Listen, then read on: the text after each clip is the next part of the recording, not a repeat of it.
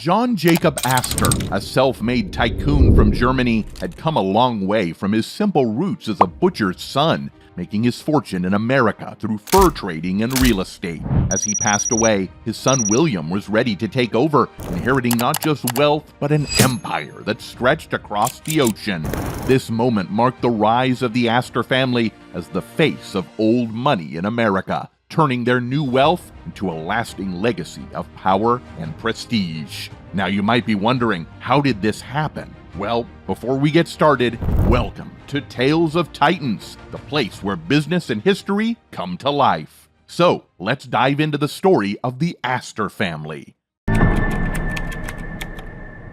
The story begins in the rural enclave of Waldorf, near the grand city of Heidelberg in what we now know as Baden-Württemberg, Germany. Back in 1763, a baby boy was born named John Jacob Astor. He was the youngest child of a humble butcher, Johann Jacob Astor, and Maria Magdalena von Berg. When John Jacob was just 16, he left his home to seek his fortune. He and his brother George left Germany and moved to London in 1778. There, they established a flute-making company. In 1783, John Jacob left for Baltimore, Maryland, leaving his brother in charge of the London businesses, and was active first as a dealer in woodwind instruments, then in New York as a merchant in opium, furs, pianos, and real estate.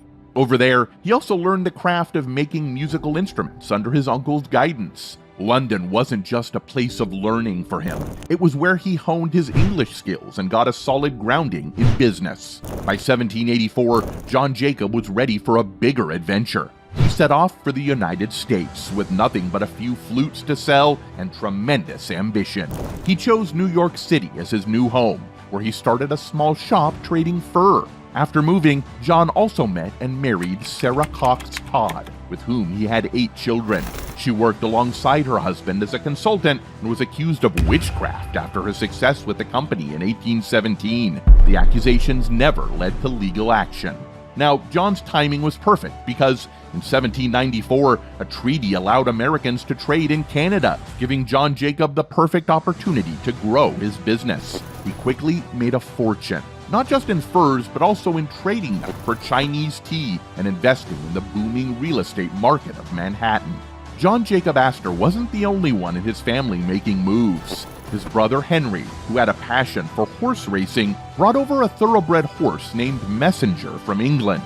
This horse became the forefather of all standard-bred horses in America, adding a unique addition to the Aster family. Then, the early 1800s were a turning point.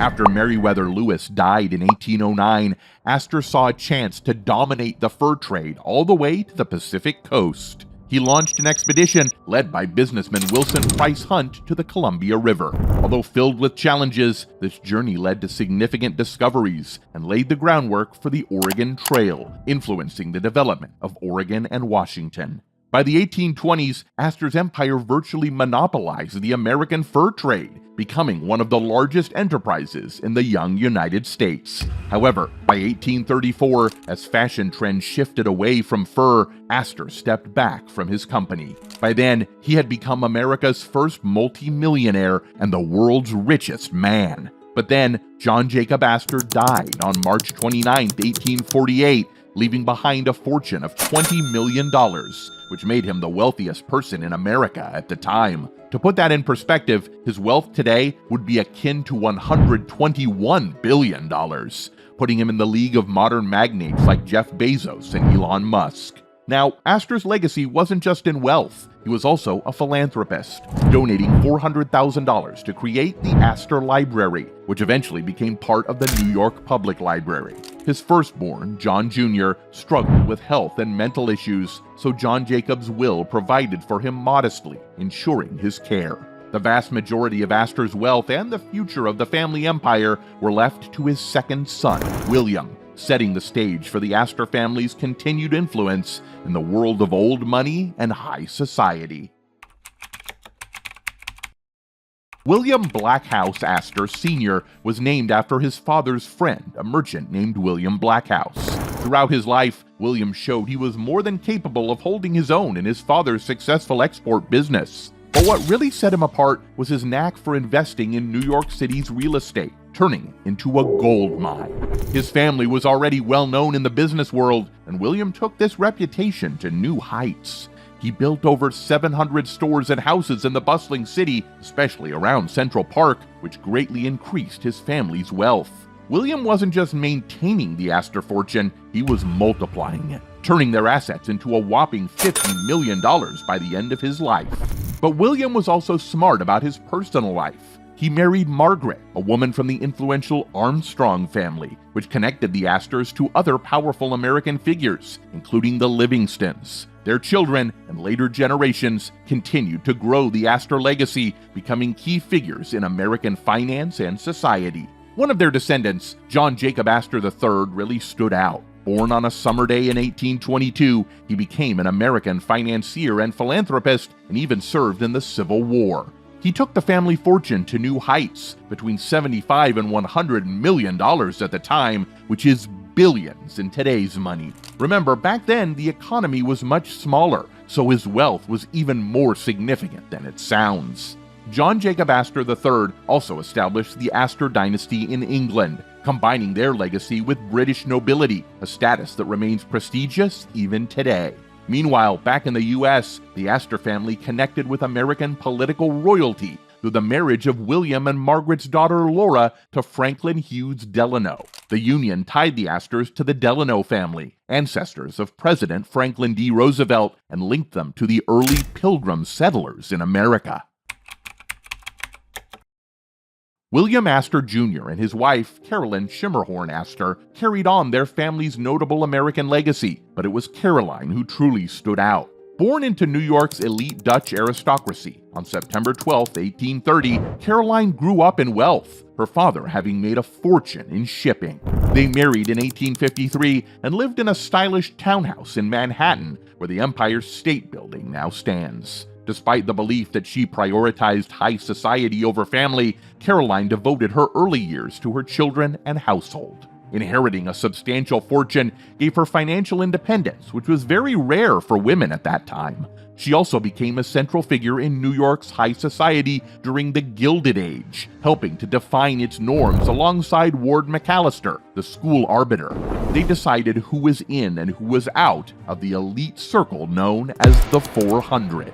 Caroline Astor was known for her grace and discretion, avoiding any scandal. Her social circle was exclusive, made up of old money and resistant to change. The Astors, known for their grandeur and influence, had a complex relationship with the nouveau riche like the Vanderbilts. Although initially hesitant, Caroline eventually opened up to them, solidifying her status as a society leader. After Caroline's time, the mantle of societal leadership passed to other notable women. Her son, John Jacob Astor IV, unfortunately died on the Titanic, leaving behind a vast fortune.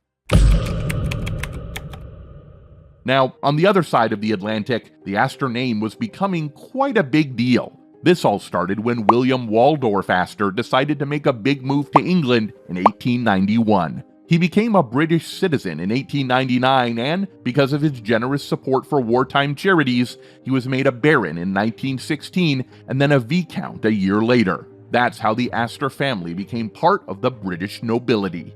Fast forward to 1956, and we have another title in the mix, Baron Astor of Hever, going to a significant figure in newspaper and politics, John Jacob Astor, William's great-grandson. Nowadays, some Astors, like William Astor, the fourth Viscount Astor, still play a role in British politics, especially in the House of Lords. But not everything stayed rosy. The family's wealth isn't what it once was, with some descendants facing financial troubles. A clear sign of this is their 420-acre estate that's seen better days due to lack of funds for upkeep. So while the Astor name once represented the pinnacle of American wealth, it has seen a decline. However, their impact, especially in New York City, is undeniable. The city is dotted with places that carry the Astor name, like the St. Regis Hotel and various other landmarks, all echoing their past glory. The Astor story, transitioning from new money to old money, reminds us how fleeting time and success can be, no matter how high you climb.